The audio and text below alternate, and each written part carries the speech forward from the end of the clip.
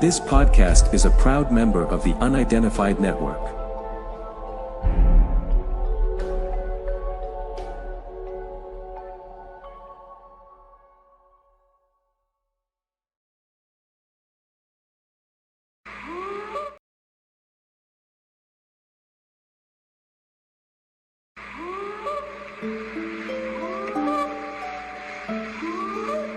Police in Las Vegas found themselves in the middle of a UFO mystery last month after To us, big eyes. They have big eyes. 911, what are you reporting? We got someone or something crawling around out here. Did you see what it was? Was it a person or an animal? Or?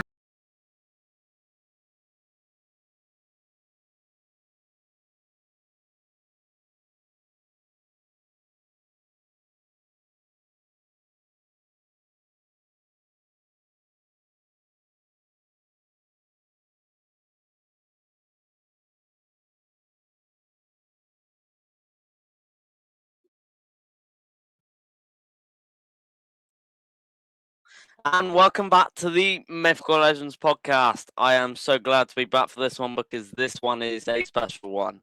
So, before I introduce our guests, I will bring on the Mythical Legends co-host. I'm sorry, I don't have a special co-host for you today, so it's just one of our regular ones, but he will do just as fine. So, please welcome to the stage, Mr. Chris Allsford. Hey, buddy. I gave you a great introduction there. Yeah, I'll do. Yeah, if you've got no one else, you can always rely on me, right? Yeah, I'm very, very well, mate. You? Good. Yeah. How's things your end? Cool. Apparently, we got some good weather tomorrow, so looking forward to getting out. Nice, mate. Nice. And say we are really looking forward to an upcoming investigation, aren't we? Yeah. Don't tell anybody yet. Oh, I won't. Don't worry. So, we have both interviewed one of the guests coming on today, haven't we? Mm-hmm. Yes. So, this guest is actually coming to the Cryptid Conference UK next year in May, and we can't wait to meet him. Yeah. But he has a very special guest coming on during his guest experience, and I can see them backstage right now getting really excited that I'm about to bring them on stage. So these guys will be doing something really special with Matt Parrish's experience. Now that may give you a clue, and I have announced this guest through Matt's experience poster. So some of you may have seen it, some of you may not. Even if you've not come to the conference, this podcast is a brilliant one to be on. Now, I think we should just bring them straight on, or do you reckon I should keep them backstage and me and you just have a laugh, Chris? Which one? I don't think we'll get any listeners, not to us two, both acting like 11. -1. -1. My bets are on -1 listeners, I think. Oh, really? Right. Okay. No, let's get them on. On, man. So let's. I proudly welcome to the stage Mr. Matt Parrish and Harvest Moon. Welcome, Hi, guys. Welcome. How are you? Perfect. We're doing good. Thank you for that introduction, Daniel. Thank you. You are more than welcome, and I had much joy watching you guys laughing in the backstage there. That was amazing. It's a fun show. How are you, Harvest? Oh, I'm doing great. I'm wrapping up on doing some legends and stories. I recently done the Glue Peak legend for the Seattle Child's Museum or Seattle Child's Magazine. And it's a great opportunity, much like you. A lot of the children learn and hear about Bigfoot because of my legend called Creation of the Mosquito. And It's a legend about the big hairy guy, and it gives a kids a understanding depending on the age group too. If I have Yeah. grade school kids, I won't be as scary, but if I'm getting up into the high school and college kid students, that's a good one. And Wow. the Glukeek legend is a legend that the kids, people, adults come to me and say, I saw you when I was in fourth grade. You told the Glukeek, and they could tell the legend word for word. Ah, So, cool. Wow. and do you know, want to know who one of the students was in fourth grade? Josh Johnson, the Johnson. Yay. producer. Wow. That was so Wow. weird That's amazing. because he Googled me. He remembered me. I went to Garfield Elementary School when he was in fourth grade, and when he contacted me, I always ask people, "How did you know about my Bigfoot legend?" And he said, "Well, when I was in fourth grade, you came to my school, and I remember you and your name." Wow. Well, Oh, that's really interesting, Harvest, because I actually interviewed Josh about a week ago, and Yeah, that was amazing. Yeah. yeah. Well, wow. So I want to dive straight in and start asking you some questions now, don't you, Chris? yeah. Oh, yeah. Yeah.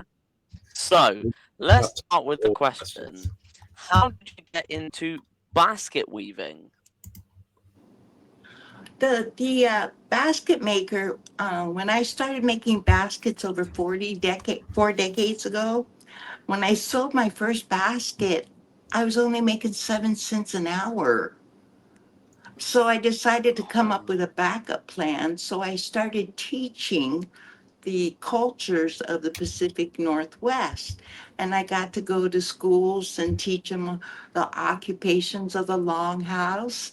And they had at the end a legend, and this is back in the 80s. And I thought, oh, what mind would want to listen to a story with special effects, Nintendo, Star Wars was coming out. How's Bigfoot going to compete with that? But was I blown away? The way I the way I tell the story is better than any scary story. Wow. Wow. Say, I now he's not going to expect this, but Matt, I'm going to ask you a question as well.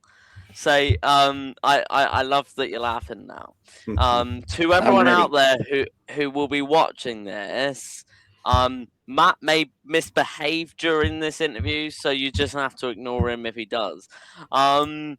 Say, Matt, how did you get to know Harvest? Well, I first saw her on Expedition Bigfoot, and that's where I first recognized her from. And then I seen some of her other work online, and then I actually moved here to Quinault, and it was just by chance that we happened to be here, land here in Quinault. We were actually supposed to live somewhere else here in Washington, but that fell through. And so then I just reached out to her, and we started talking, and I actually am working on a book, and I reached out to her a couple, like 2 years ago is when I first talked to her a couple times, and but yeah, and then the conference, the UK conference came up, and I thought, what a great way to introduce her uh, to that experience and introduce that cultural side to the UK and to the world. Mm, Yeah. yeah. And I can say when we heard about that, I turned around to both Chris, Gwen, Nan, and I went, Matt has said this. Should we do it? I'm pretty sure they all said, yeah, why wouldn't you? Yeah. So that's an amazing story, Matt. So back to you now, Harvest. So Matt told me that you actually had an original name. So would you tell me a little bit about kind of so your name now is known as Harvest Moon, but Matt told me that you kind of have a different name. John, tell me how that came about. When I was like most babies, I was born during the middle of the night, but it happened to be a night that there was a full moon. So my grandfather knew that my name would be with the moon. And then he realized that the tribe, which is the Quinault tribe here in the Quinaults, located here in the Olympic Peninsula, they just harvested a large amount of salmon from the Quinault River that year. So my grandfather knew that my name would be Harvest Moon. Now, he wrote it down on a piece of paper so that when I became a woman, I was gifted that piece of paper, and that's when it said your adult name is Harvest Moon. Oh wow. And Wow. but when I went to schools, I was Dorothy, and I had a name. But then becoming a basket maker and a little bit of a big fat liar, being a storyteller, I decided to take on the name Harvest Moon. That's cool. Wow. That is That's cool. amazing. Yeah. So, Chris, go on, Matt. Real quick, I would like to give a special thank you to the Quinault Tribal Museum here in Tohola for allowing us to film this podcast here. I meant to say that a minute ago in my first answer, but I just wanted to take time to recognize them. I was going to ask about some of the things there. Yeah. So, Chris, I will chuck the interview over to you for a minute, mate. Well, hey, look, the obvious thing right there. That's a Thunderbird over your shoulder between you two. Yeah. Mm-hmm. Yeah. Is there a lot of stories about those in the Pacific Northwest? Oh, there's a lot of different legends with Thunderbird picking up whale and creating the islands and the land locations. And there's serpents, there's uh, Bigfoot, there's the stick people. The stick people are new to me. They're further up. I'm going to talk bluntly. They live further up north, and they're only about maybe a little about knee high, maybe a little taller. They're more of a nefarious type characters, if I'm not mistaken. Oops. Oh, We're losing you. If Hang on just if a that second. camera drops, that will go in the bloopers of this episode. Hang on just a second. I think for a moment I thought I'd seen one of those, but now I remember knee high to me. That was Daniel. Oh, yeah. Yeah, it's amazing. The Bigfoot legend or the creation of the mosquitoes is actually it teaches morals, history, and best of all, entertainment. And during the long winter months, the storyteller, there were three sets of storytellers. The storyteller that begins right after dinner can tell legends from newborn to elder. Then when the young children fall asleep, then the second storyteller comes up and and she tells a little deeper story. But then when the adults fall asleep, then the Stephen Kings of the storytellers show The up. Stephen King. Yeah, and there's one story that takes 3 days to tell. Oh, wow. But the Bigfoot legend is one that I learned from Laluska down in Woodland or Cougar, Washington.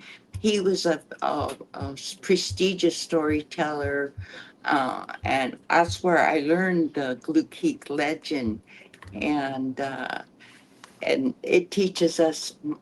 Uh, as I said, depending on the age group that I tell, like there was, can I tell you this one funny part?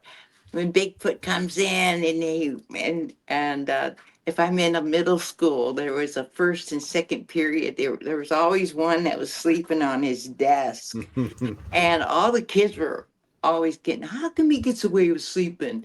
So then I hinted to the classroom. I go, watch during the middle of the legend, and Glukeek comes down and I pound on that little kid's desk.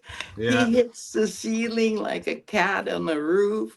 And I tell you what, those middle school teachers are in their 30s now and they remember the Bigfoot legend. Hey, That's funny. That would have been Yeah, go on, me. Matt. give me just a minute, Daniel. Let me fix this camera real quick. So, to my understanding, guys, the museum has left you with some special gifts. Let's say, do you want to show me and Chris what you've got right next to you? Yes, yeah, they actually have loaned us for the show here a Sasquatch, a mask of a Sasquatch, tribal mask. And can you see that? You can see that good, Daniel? Yep. Yeah. I'm The going to whole ask thing? you to tilt your phone because your title is blocking out the bottom half of the mask there. Or Is it can you okay if I pick pick them it up? up a little? I'm gonna actually pick up the Oh, mask a little bit. It's actually very light. This was a mouse, I believe, made back in the 70s, I believe. It's out of red wow. cedar. Yeah. And Wow. our petroglyphs and masks and baskets way back in the before there was before the white man, there were signs of Bigfoot. Mm. You know, our mask and our stories and baskets, and that's why I wanted to do this here in the museum to let people Yeah. know that, you know, for the Quinault, for the word for Quinault, Bigfoot is, and this is the best one, is Siatko. Siatko. It means shy people. Shy people. Yeah. Wow. Isn't that That, way better than showing off his big feet? Yeah. yeah. You know, Shy people. it's really interesting. You know, because uh, she Harvest, her specialty is telling stories and basket weaving. But as I listen to some of these stories, not just from the Quinault, but throughout the Pacific, from the different indigenous tribes, they're very similar. And there are some things in there that you can, these stories, you know, they're for entertainment, but they also, there's something that inspired them. And you can relate certain things from those stories to actual eyewitness accounts. There are patterns that you can link from those Yeah. stories. And I find that absolutely fascinating. It just, to me, it reinforces that there's something here. Mm.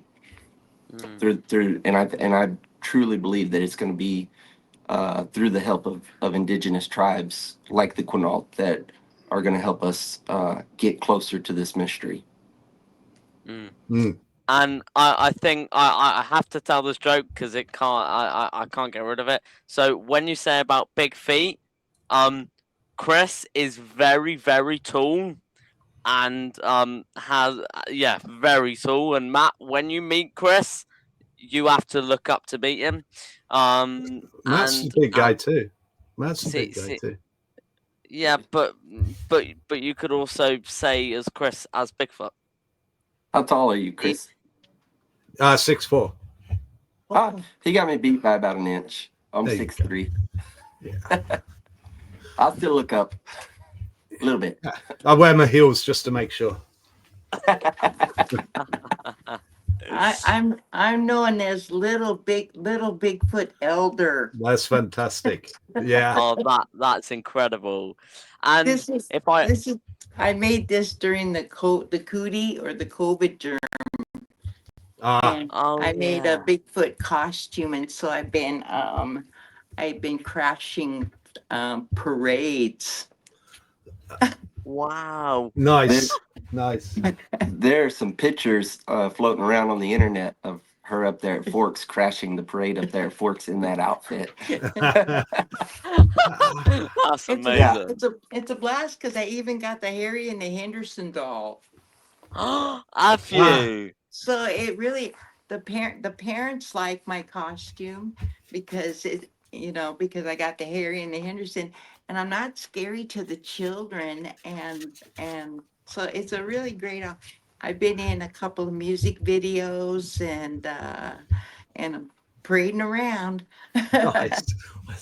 Oh, I'm gonna have to look for wow. those pictures, and I am sure I remember one. I'm sure I remember that. But yeah, you see so many, and yeah, no, it's fantastic. If I see once we go down this rabbit hole, there's no coming out. No. So did you have that mask on Expedition Bigfoot Harvest? Yes, You yes. did, didn't you? Yeah, Yeah, yeah, around the yeah, campfire. That's yeah. correct. You did. Yeah. That was just amazing. Chris, do you remember that or not? Yeah, so now I'm wondering if maybe age is creeping up on me and I'm confusing memories with images or something. But yes, definitely. I You Well, remember. probably are. the Yeah, crew the crew came to my house a couple of times, and I have to be about it because it's coming up. So there's going to be some more spectacular episodes coming up from the Tenino area. nice. Wow. Nice. Wow. So now I know that this was a question that I spoke to Matt about. Now, Harvest, Matt has told me a little bit about you, and so have you ever had an encounter or an experience of Bigfoot? Uh, Oddly enough, I was on my vision. Well, let me go back when I was just a half a moon. My parents would always go up to Spirit Lake up at Mount St. Helens. And every summer, my dad would drop me and my mom off at the campground and he'd go back to work.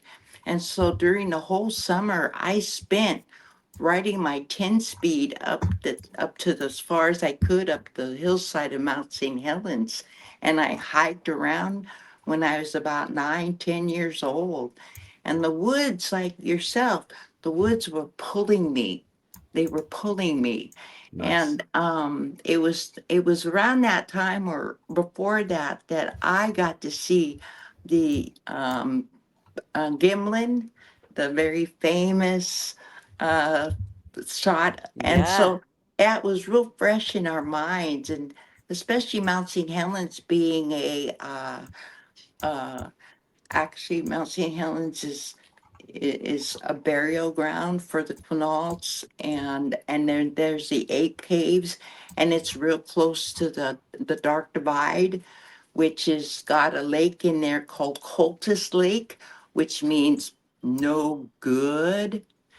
Okay. And I believe that has something to do with the community of Bigfoots in that area. They're smart little, Wow. they're smart little hiders, and I hope they still keep hiding. You, Wow. that's really interesting that you said that you had something happen up there because that is where, and this first time I heard this story from her, by the way, I didn't even know this till just now, but that's the very first place that me and my wife had a sighting as we were coming down to, we were actually coming from a place called Eagle Cliff, headed towards Cougar, and we were coming around the reservoir. We just left the ape caves that she's talking about, and as we were coming around the bend, there was a clear cut across the reservoir where they had logged side of the mountain, and there was a logging road. And I noticed there was, because there's nothing there, it's logged, and there's this giant black figure, and I got all excited. I told my wife, I said, "Look at that bear!" I honestly believed it was a bear at first, and so we're looking at it and we're watching it, and then it starts to walk down the road. And I realized what I thought we were looking at the backside of a bear was actually the side profile of something walking on two legs. And I looked at her and I said, my whole brain just kind of exploded right there. And, Mhm. and you just kind of you get this tingling sensation up your arm, and you're like, surely that's not what I think that is, right? And we just kind of both, and then it was just silent until we got to Cougar in the car. We were trying to scratch our brains to try to figure out what did we just see, try to rationalize it. And And I I have no idea what we, I mean, it wasn't close enough that I could see details, but I know I've seen enough bears in the wild now that I know that it wasn't a bear. And so, Mm. yeah, and to hear her story, that was her first place. That's really interesting. And say that's again, there's only so much that I can say, but I just smiled at Chris there, and he smiled back because I know exactly, and he knows exactly what's about to come out of my mouth. Is we didn't have it in that exact place that you guys said, but mine and Chris's first something happened in Washington on the Olympic Peninsula, and I've got to say, me and Chris were together, and what happened up there was on that hill was just probably one of the best moments we've ever had. And Chris, I don't think I've ran that far before. I don't think me and Chris have ever ran that She, well. Chris had me clinging on to his arms whilst he was trying to pull me up. There was actually an instant where I was pulling Daniel up the hill and Daniel's father was holding onto his other arm. So Daniel was sort of like stretching. So at one point he was nearly 6 foot wide, but extremely. you know, it's interesting because you believe, but until you have an experience, you don't know. And so there's always that question in there. But then when when you have an experience, you go from being what I call a believer to a knower. And and so and that's something I wish that a lot of people could understand, but I don't think a lot of people will understand it until the truth comes out. And so I get exactly what y'all are saying, what you're saying. There's something there, and what and it is, whether they're forest people or an animal or a spirit, I don't know, but it is worth investigating. mm, and that's Especially, where go on. especially that when you asked me if I had any experiences with Bigfoot, there's been cases where I obviously the broken trees and the so forth and so forth, or getting a Bigfoot, seeing a Bigfoot. But where I come in and learn from a little when I was little was I learned body language. I learned watching people, and I enjoyed and seeing and hearing what you guys are talking just now is I enjoy seeing and experience the demeanor of how the experience is when you saw him or smelled him or heard him or came or and then what was it like days after. Some people are restless, some people are ecstatic, other people are just quiet, other people have never told the story before, and that's I've had almost 4 decades of hearing and seeing people from all ages and in the audiences. There's kids in there that are asking questions. There's secretaries. There's the people who spot him or see him or smell him are from people from different sectors in their lives, especially the policemen and the sheriffs and Yeah. things. You know, Wow. Harvest, one of the things I think that it is great about um, what you do is that you tell the stories and you know the stories, but furthermore, you've actually had several experiences with unknown, unknown things. Like you've seen the branches broke. She tells a story. Last time I think when we were in Hoquiam at the library, you told a story about the alder trees being snapped off at the top as you were hiking, that are just as thick as a person's forearm. And so you Wow. actually have some experiences to go along with your stories. So, and I think that's what people really are going to enjoy. People really enjoy when listening to you is that you're not just a storyteller. You're somebody who's experienced things as well. Mhm. And Wow. I think the UK at the Cryptid Conference, they're going to love hearing you and enjoy that Yeah. experience. The Well, it's a feedback It's Go on. amazing. My son was coming up to the. You will never believe that. You think it might be. You'll never realize. It was a a Friday afternoon. It was a 3-day weekend. The traffic was going blue, blue, blue, blue, coming up to the lake. And when my son arrived to the cabin I was staying at, I thought he witnessed a car accident and somebody died because he was like, Mom, Mom, I go, what's wrong? What's wrong? And he said, I saw him, and happened to be a couple of people. You might know him he, we contacted him, one of the gentlemen from Expedition or Bigfoot headquarters. Oh, the Olympic Project. Olympic Project. And he said, go back and put a tape where it came out, cross the road, and where it went out. And I went with him, and there was two things that struck out. First of all, the smell was still there. I could smell this smell. But then, off in the distance, somebody was target practicing.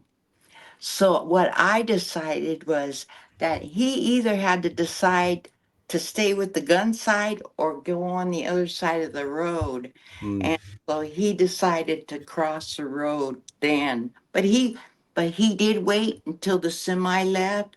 He waited till all the cars were, and that's when my son seen him. Wow. And his Wow. demeanor from now on, I don't think he's been hiked in the woods since then. Oh, wow. Wow. Wow, that's and say, did you say that it was near the Olympic Project HQ? Yeah, it was right before coming into Lake Quinault, coming up to Lake Quinault. It's called I can't think of that. It's a forest. It was there's a long stretch between Aberdeen and the lake, and it was just right there that it had crossed by Newberry Creek. So they contacted the Olympic Project headquarters. Okay. That's Okay, what you. yeah. I think that's what you're Yeah. asking.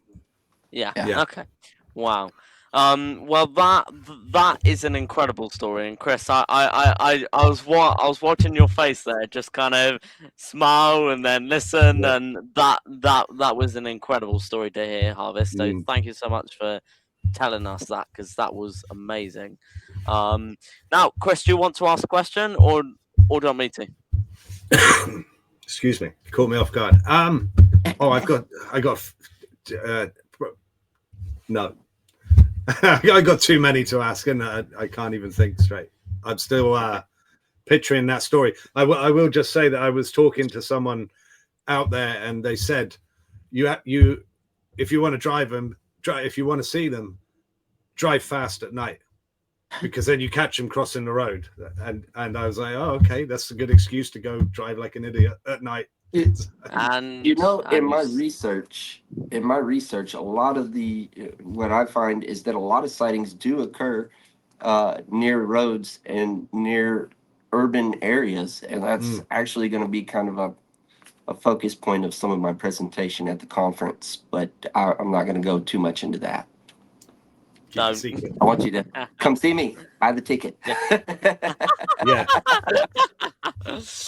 So, it's gonna be a lot of fun.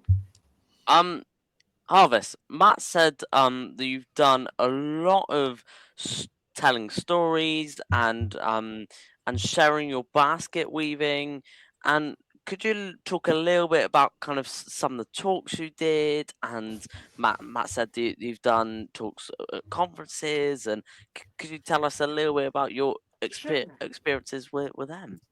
Yeah, I work with a lot of museums and schools and libraries and colleges and such. And I've been to a half a dozen Bigfoot conferences because of the Quinault legend. And it's interesting to tell the legend, and much like Josh Johnson had mentioned, to bring in the native perspective of Bigfoot. And so, like when I lived down here, I was visiting Tohola, and it was a bunch of elders, and I go, "Hey, I'm on my passage into adulthood, and I'm living in the woods, living off the land." And I go, "I'm kind of worried about Bigfoot." And they go, "Where are you at?" And I go, "I'm up at the lake." And they go, "Oh, this was just a matter of fact answer. Oh, you don't need to worry. This is the summertime. They come down here for the summer on the beach." And it was just a matter of fact story, and A you don't need to worry. And so Oh, wow. it's just a matter of fact. It's just he's our neighbor here. Yeah. Yeah, he's our neighbor, like he mentioned. Yeah. But I haven't got to see him. Wow. Go, go on, Matt. Were you gonna say something? Well, out of all the places that I've been, I've traveled all across the United States, and I've never found any place quite like the Olympics or quite like Quinault. Quinault is very special because it doesn't have a lot of people here, like the eastern side or the northern part of the peninsula. This part is pretty isolated with just a few small communities. You got like Tohola and Queets and Quinault. And there's a lot of land and spaces in between. So Mm. you you don't hear about as many encounters over here, but the people who live here have tons of stories, and they just don't document them. And until you get to talking, or they know who you are, or what you're about, and they go, "Hey, this happened," or "Hey, I know Harvest told me that in her storytelling experiences that afterwards she has people come up and say, "Hey, this happened to me," and so Yeah. it's I really think that this is kind of um, may it be bold enough to say like a ground zero area for them. There's so many of them, Hmm. and I don't want to get into too much because it ties into my presentation at the conference. But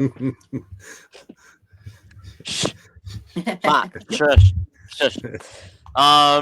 Say that's where it's just what me and Chris saw. I know Chris kind of felt the same. Was when we were driving through the Olympic Peninsula and we were looking at these hills and mountains, and it was just incredible. It was so incredible that Chris actually jumped in the lake. You actually jumped in the lake, didn't you? It seemed like the right thing to do. Lake Crescent. Yeah. Yeah, oh, cold. yeah. Yeah. No, it wasn't. I Well, told you're you used to the I live on the Atlantic coastline. Lake Crescent was a pleasant temperature. I could have spent the whole day in there. right. And Well, say it's go on. I'm a native East Texan, and the water is like lukewarm there year round, even in the wintertime. So the water up here is now my daughters, they jump in it all well, my youngest isn't old enough yet to, but my oldest, she jumps in it and she plays in it, and I can't do it. Oh wow. And Yeah. say that's where it's just the natural beauty that you guys have over there, and we've had the pleasure of seeing it. It's just incredible. So yeah, I'm speechless to what to say. And if I had to explain how I found the Olympic National Forest and the Olympic Peninsula, I couldn't explain it in words because it was just that incredible. And say if we'd known you guys, we definitely would have met up, and we Yeah. could have Definitely. actually met Yeah. each other. Um, go on, go on, Harris. Yeah. The passage that I went on 12 years ago was living off the woods up in the Lake Quinault area. And it was interesting. Every break of dawn, I would go for a walk every day with this hat on. And just like crows and animals, if they see you every day, such a thing. So I was kind of thinking, well, maybe Bigfoot. And then I also whistled. I whistled while I was walking. just to kind of invite him in to let him know that, I'm happy-go-lucky. I don't have a gun, don't have a knife, I don't have anything or such. But what struck me is when you spoke of those large trees, there was some forest people working on the bridges, on the trails, and they were really hacking those nails, and they were really loud when you got upon them. But as I got maybe 3 or 4 blocks away from where they were working, there was no sound. You couldn't hear it, and that was because of the trees were blocking the Yeah. sound Yeah. and such. And same with you within the rivers and the creeks and the wind. Like I was asking him when we got here, hey, is this a good time to go out looking for him? Because our scent wouldn't be anywhere around. It'd be, blowing in the wind, and I kind of thought we could go look for him now Yeah. during the If you peak. if you find See, an this go is why on. I love her, because she wants to. We got a king tide. We got like less than 2 hours, I think, before we're cut off from the rest of the peninsula, and it's storming like crazy. There's no power, and she goes, "Hey, let's go look." And Yeah, I'm, let's Yeah. go. me, I'm like, let's go. I'm game, but at the same time, I also know that I got people back If home that'll be. if you lived in the woods for 3 months like I did, and you notice the birds like to play in the wind, and there's elk that are dancing in the mud puddles. People don't realize the animals are people. Yeah. And if I was Bigfoot, I would be out there swinging around on a cedar branch, and having a heck of a good old time.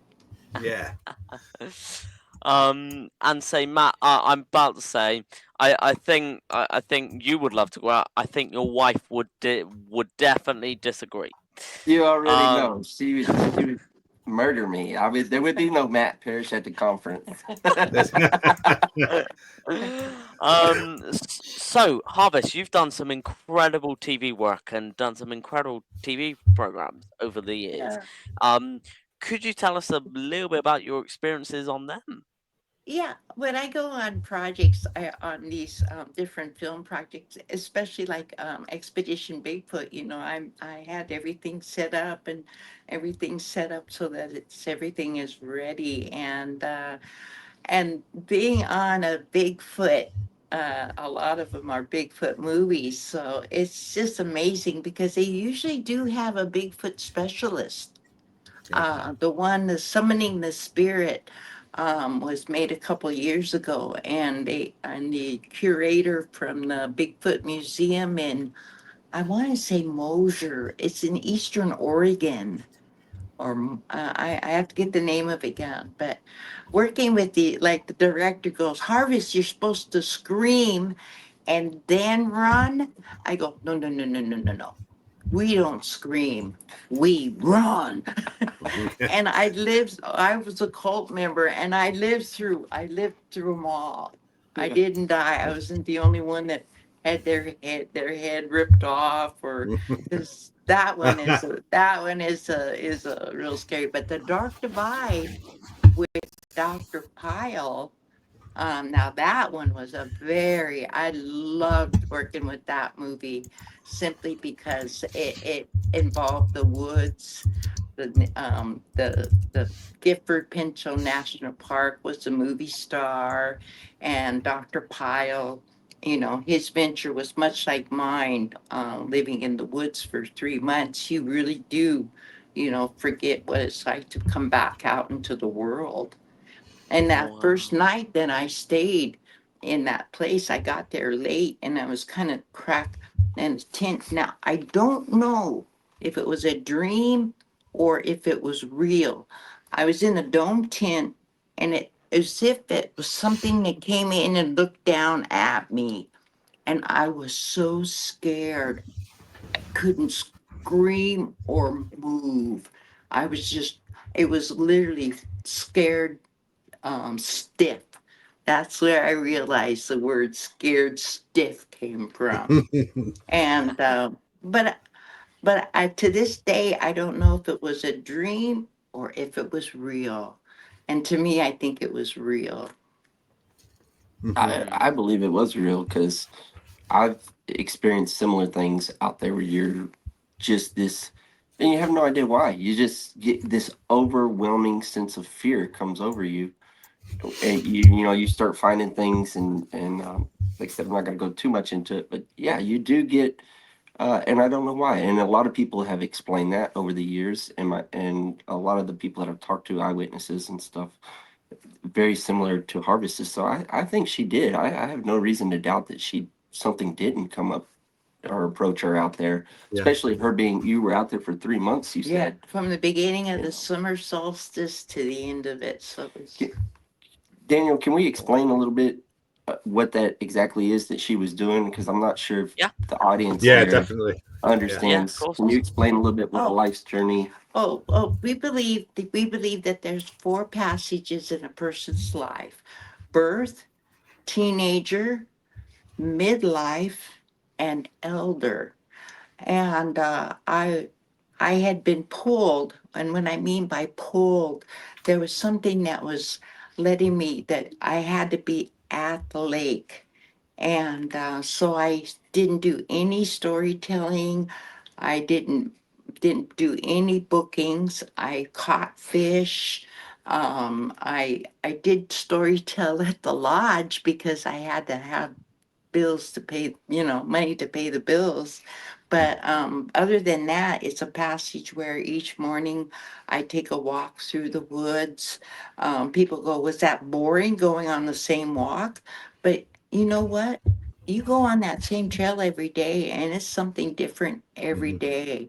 Like there was a bear that walked across with his muddy feet, oh, there goes a bear, and so a passage is something that I had to burn all my regalia and get new regalia and cut my hair real short. And thank goodness I did catch a fish every day. Yeah, well done. And say, I will kind of pass this on to Chris because it's been 47 minutes and it feels like 5 minutes. That's literally gone like that. So, Chris, I will pass you on to Harvest, and then I will ask the last question. Oh, so I've got to fill in with a random out of the blue question and hope it's not your last question. You can pose a Got it? question that makes them ask a question. Yeah. Okay, getting a bit deep down there. Matt, stop. Okay, 3 months in the forest, living on what you catch, living on the land. There was all kinds of berries, and there was fishing. My parents taught me when I was little all the edible plants, so I kind of had to remember. I remembered everything, and I took a bath in Lake Quinault, and then what is really strange is after you've been in the woods that long, when you come home, boy, when that phone rang, I hit the ceiling. And just to be inside, it was just really strange. And No, then it's I went amazing. hiking up in Vision Quest at Higley's Peak, which is another hot spot for Bigfoot or sea otter. Wow. Sea echo. I'm still going to write that down. Yeah. And say, I have enjoyed this interview, and I enjoy every interview I do, but this has probably been a top favorite of mine. Well, what about you, Chris? I loved it. Yeah, it's so cool. You guys, probably the wrong terminology, but you guys rock. There's probably a better way of saying that. Yeah, it works. Okay, cool. Yeah. So I thank you so much, Matt, for helping us organize this, and Harvest, thank you so much for thank you taking so the time much. to kind of Yeah. be with us this evening. It's been amazing. So, without further ado, my final question for you is, what's next for you, Harvest? So, obviously you've done this amazing, I call it Bigfoot journey. So what's next for you? Well, I've just been involved with a grant that they believe that Oh, we're trying to bring learning back into schools, and they believe that storytelling will bring learning back into schools. So that project is about ready to open up. Sky Bear recorded my Bigfoot legend and professional, and even the Siako legend, and I'm getting still a lot of phone calls for various movies and such. Cool. So it's Wow. exciting. Elder Quinault is having a blast. Nice. Yeah. Nice. Wow. Oh, I'll Wow. leave you with shortest legend ever. Okay. A salmon went up the river and came to a dam. That's it. Wow. Yes. She's a character. Oh, yeah, yeah. So thank That's you one so even much, I can Harvest. remember. Thank you so much, Harvest, for Thank being you. Yeah, with thank you. us. It's And- been amazing. It And has say, been. Matt, if you can stay on after I do the outro, that'll be amazing. So then I can have a chat with you after the podcast. So, to everyone out there, I hope you have really enjoyed this interview. And any comments that you want to say, please comment. And if you have any questions, by all means, message me or Chris or even message Matt.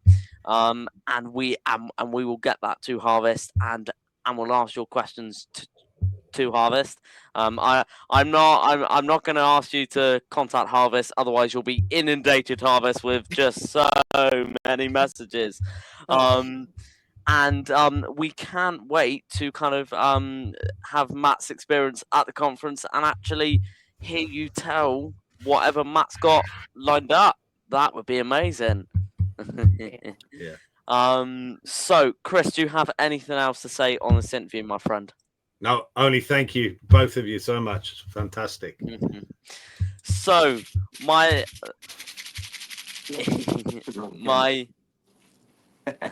my last thing to say to everyone out there is keep searching, stay mythical, and most importantly, stay safe out there, guys. So here comes the outro.